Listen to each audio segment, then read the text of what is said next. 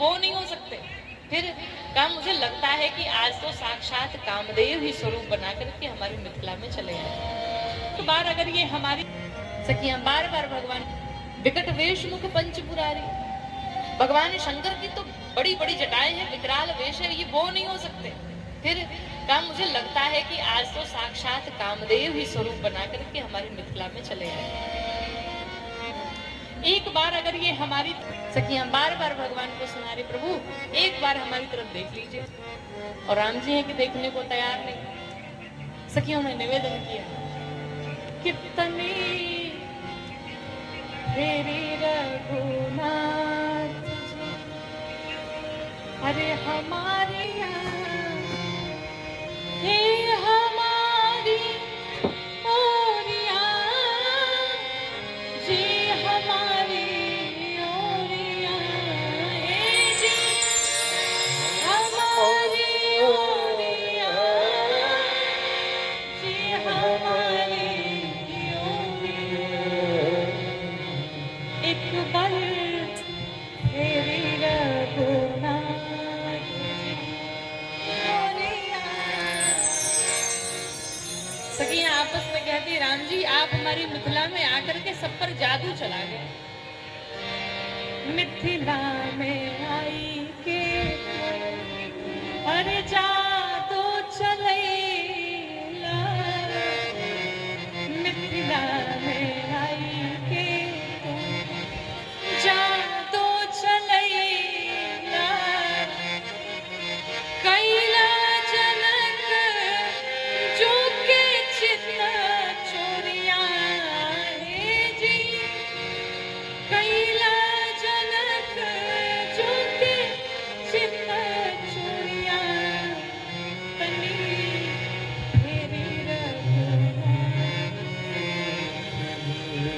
सखियों ने कहा एक बार हमारी तरफ आप देख लीजिए, हम धन्य हो जाएं। लक्ष्मण जी ने कहा सरकार ऊपर एक बार देख लीजिए आप। राम जी ने कहा नहीं लक्ष्मण, जब चलते सीधा ना तो देखते भी सीधा है। हम लोग के जैसे नहीं, कुछ लोग की आदत होती है ना, चलते हैं सीधा, देखते हैं टेढ़ा, आगे जाके कहीं लड़ भिड़ जाते हैं। लेकिन राम जी सिखाते हैं कि जब सीधा चलो तो सीधा देखो, भी इधर उधर नहीं देखना। लक्ष्मण जी ने कहा प्रभु एक बार देखिए, सखियां ऊपर आपको एक बार निवेदन कर रही हैं। राम जी ने नहीं देखा। एक सखी ने कहा मुझे लगता है कि ये गूंगे हैं, बोलते ही नहीं है। लक्ष्मण जी ने कहा सरकार अब तो गूंगे बन गए, अब देख लो। राम जी ने कहा नहीं, बिल्कुल नहीं देखना। एक सखी ने कहा मैंने ऐसा सुना है कि जो गूंगा होता है साथ में बहरा भी होता है, और मुझे लगता है ये गूंगे बहरे दोनों हैं, ना बोलते हैं ना सुनते हैं। बहरा भी बना दिया, लेकिन राम जी फिर भी नहीं देखे।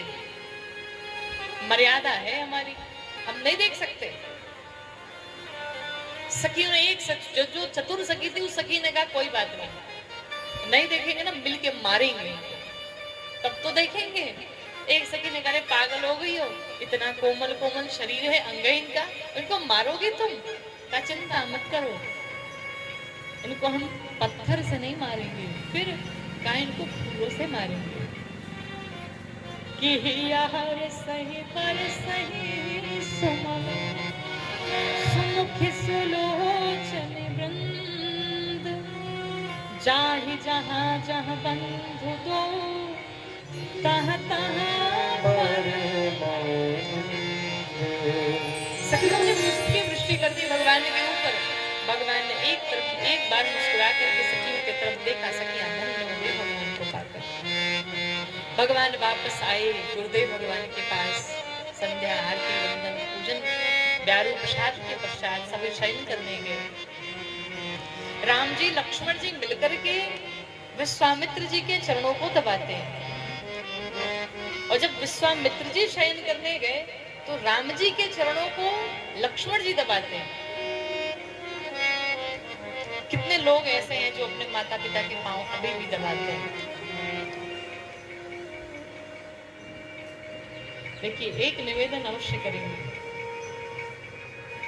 घर पे अगर आपके संग में आपके माता पिता रह रहे हो तो जब भी समय मिले चरणों की सेवा अवश्य कर लीजिए। माता पिता गुरु यही इस धरती के तीनों त्रिदेव हैं।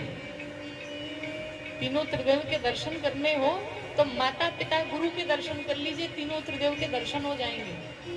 खूब सेवा करिए और प्रयास करिए कि किसी का आशीर्वाद मुख से मत लीजिए। किसी से अब ये मत कहिए महाराज आशीर्वाद दे दीजिए, नहीं, ये नियम नहीं है। आशीर्वाद अगर लेना है तो रोम से आशीर्वाद लीजिए, ऐसे कार्य करिए, ऐसी सेवा कर दीजिए कि सामने वाला आशीर्वाद देने पर मजबूर हो जाए। मुख का क्या है महाराज, मुख से तो झूठ भी निकलता है, लेकिन आशीर्वाद वही फलित होता है जो हृदय से निकलता है, जो रोम रोम से निकलता है। इतनी सेवा हो जाए दूसरे के प्रति कि सामने वाला अपने आप उसका मुख आशीर्वाद न, तो उसके रोए रोए आशीर्वाद दें आपको। ये सच्चा आशीर्वाद है। गुरु की सेवा होनी चाहिए। गुरुदेव भगवान घर पे आए, खूब आनंद, और देखिए विश्वास में रहा जाए। अगर आप विश्वास में रहते हैं तो विश्वास ही आपके जीवन में आपकी हर मनोकामनाओं की पूर्ति कराएगा। अगर आपको भगवान में विश्वास है तो आपकी हर मनोकामना पूर्ण होगी। अगर आपको गुरु में विश्वास है तो आपकी हर मनोकामना पूर्ण होगी। वरना बड़ा से बड़ा विद्वान गुरु आपका हो, बड़े से बड़ा साधक हो, लेकिन अगर गुरु के प्रति श्रद्धा नहीं है, विश्वास नहीं है, तो कुछ नहीं होने वाला है जीवन में, कुछ नहीं मिलने वाला है। ध्यान पूर्वक, श्रद्धा पूर्वक अपने माता पिता गुरु की सेवा करें, लेकिन हर चीज की एक मर्यादा बनाई गई। सेवा भी, जो सेवा कर रहा है, सेवा कराने वाले को भी ध्यान देना पड़ता है। जैसे कुछ लोग की आदत होती है ना, कोई अगर पांव दबाने चला है, सामने वाला बेचारा दबाए जा रहा है, दबाए जा रहा है, दबाए जा रहा है, और ये महाराज सोए जा रहे, सोए जा रहे, सोए जा रहे। दबाने वाला सोचता है कि भाई ये कहें कि अच्छा अब रहने दो, मत दबाओ। वो तो भाई नियम में है, धर्म में है, और आप आनंद से मजे में सोए जा रहे हैं। एक बार एक गुरु जी के पांव एक चेला दबा रहा था। दबाते दबाते रात के 12 बज गए। गुरु जी रात के 12 बजे उठे, पूछे बच्चे से, तुम कितने भाई बहन हैं? कहा हम 3 भाई हैं। इतना पूछे गुरु जी फिर सो गए। बेचारा फिर दबाए जा रहा है, फिर दबाए जा रहा है। गुरु जी फिर रात के 1 बजे उठे, कितने भाई बहन हो? कहा 3 भाई। गुरु जी फिर सो गए। रात के 2:30 बजे उठे और गुरु जी ने फिर पूछा, तुम कितने भाई बहन हो? अब की बार इसने कहा हम 2 भाई हैं। गुरु जी ने कहा तुम तो कह रहे थे कि 3 भाई हैं। इसने कहा अगर आपकी ऐसी सेवा करता रहा तो हम तो चले जाएंगे, 2 ही बच जाएंगे। तो ये विशेषकर होता है, इसका ध्यान रखना चाहिए। सामने वाला अगर आपकी आज्ञा में जी रहा है तो आपका भी नियम है कि आप भी मर्यादा में जी। विश्वामित्र जी के चरणों को भगवान राम लक्ष्मण जी दबाते, भगवान राम के चरणों को लक्ष्मण जी दबाते हैं। सबसे अंत में लक्ष्मण जी सोए और सबसे प्रातः काल ही लक्ष्मण जी उठ गए। प्रातः काल स्नान ध्यान आदि से निवृत्त होकर के भगवान राम गुरुदेव से आदेश लेते हैं, प्रभु आपके पूजन के लिए पुष्प कहिए तो लेकर के आए। भगवान राम गुरुदेव से आदेश पाकर के पुष्प लेने के लिए चले। गोस्वामी जी लिखते हैं कि समय जाने गुर आया सुपाए, समय जाने गुर आया सुपाए, लेना प्रसूना चले दो भाई, लेना प्रसूना चले दो भाई।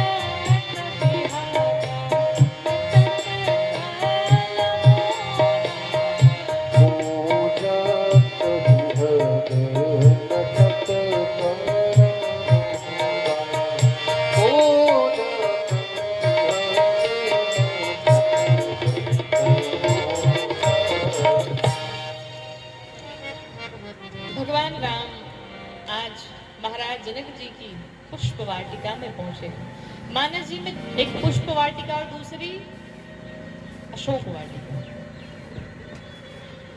दोनों में सिर्फ एक ही अंतर है। पुष्प वाटिका में श्री जानकी मैया प्रसन्न है और अशोक वाटिका में जानकी मैया भक्ति महारानी रो रही है बैठ। क्यों? क्योंकि जनक जी की ये पुष्प वाटिका जनक जी की योग वाटिका है और रावण की अशोक वाटिका बल्कि भोग वाटिका है। योग वाटिका में भक्ति महारानी प्रसन्न है और भोग वाटिका में भक्ति महारानी रो रही है। भगवान राम आज जब वो पुष्प वाटिका में पहुंचे, ऐसी पुष्प वाटिका मानो बसंत ऋतु आया तो गया ही नहीं। सारे वट वृक्ष पेड़ पौधे सब नवपल्लवित हैं, हरे भरे हैं। उसी पुष्प वाटिका के मध्य में एक दिव्य सरोवर है जिसके सप्त सोपान कहें तो 7 सीढ़ियां मड़ियों से जड़ित हैं। भगवान राम पहुंचे और आज भगवान राम के दर्शन हेतु 5 प्रकार के पक्षी आए। कौन है? तो चातक कोकिला कीरा चकोरा, ये 4 पक्षी आपस में कूजत बिहक बात कर रहे हैं। लेकिन जो 5वां पक्षी है मोर है, वो बात नहीं, नटत कलम हो रहा, नाच रहा है, नृत्य कर रहा है। 5 प्रकार के पक्षी हैं। कौन? का ये 5 प्रकार के भक्त हैं, अर्थ आर्थ ज्ञानी जिज्ञासु और भक्त। पहला पक्षी जो भक्त है, जो पहला भक्त है वो अर्थ के कारण आया, अर्थार्थी है। दूसरा आर्थ, दुख हुआ तो भगवान की शरण में आया। तीसरा ज्ञानी है, भगवान को जानता इसलिए आया शरण में। और चौथा जिज्ञासु है, भगवान को जानना चाहता इसलिए शरण में आया। लेकिन जो 5वां है उसे कोई चिंता नहीं, वो ना ज्ञानी है, वो ना जिज्ञासु है, ना अर्थार्थी है, ना दुख के कारण आया। वो तो बस अपने प्रियतम को, अपने भगवान को देखने आया, भगवान की भक्ति में। और जो भक्त होते हैं ना, उन्हें कोई इच्छा नहीं होती भगवान से, वो तो बस भगवान की छवि को देख करके रोते रहते हैं, उनकी तो आंखें ही बोलती हैं। उसी प्रकार ये पक्षी मोर भी है, भगवान को देख करके नाच उठा। और जब मोर नृत्य करने लगा, मोर के पंख गिरे, उस पंख को उठा करके रघुनाथ जी ने अपने माथे पर धारण किया। मोर देख करके भगवान को और प्रसन्न हो गया, आज मेरे रघुनाथ जी कितने सुंदर लग रहे। भगवान राम पुष्प वाटिका में प्रवेश किए। गोस्वामी जी लिखते हैं कि चाहो देश जिताए पूछे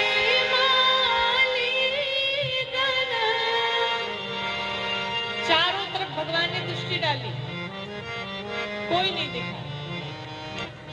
अंत में 2 माली दिखे और उन मालियों के सामने भगवान गए तो कहा, सरकार अगर आप आदेश करें तो अपने गुरु जी के लिए हम पुष्प ले लें। राम जी की कथा ऐसी कि जीवन में छोटा से छोटा व्यवहार भी कैसे करना है राम जी ने करके बताया। भगवान पुष्प वाटिका में गए, चाहते तो तुरंत प्रवेश करके ढेर सारे पुष्प उतार सकते थे, लेकिन ऐसा नहीं किया भगवान ने।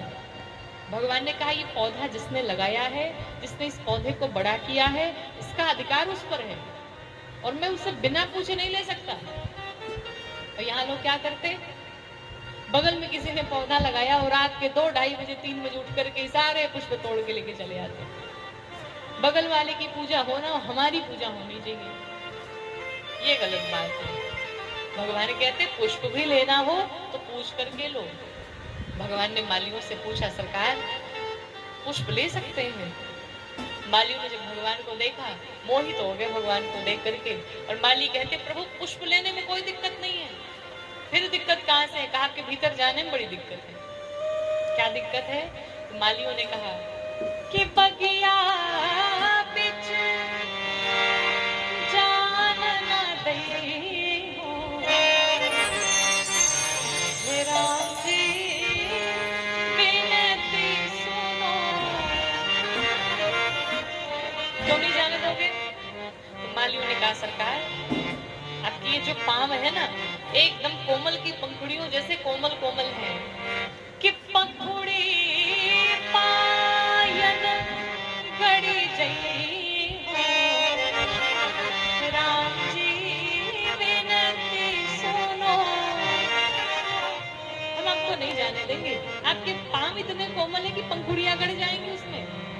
लक्ष्मी जी ने कहा कोई बात नहीं, हम निकाल देंगे।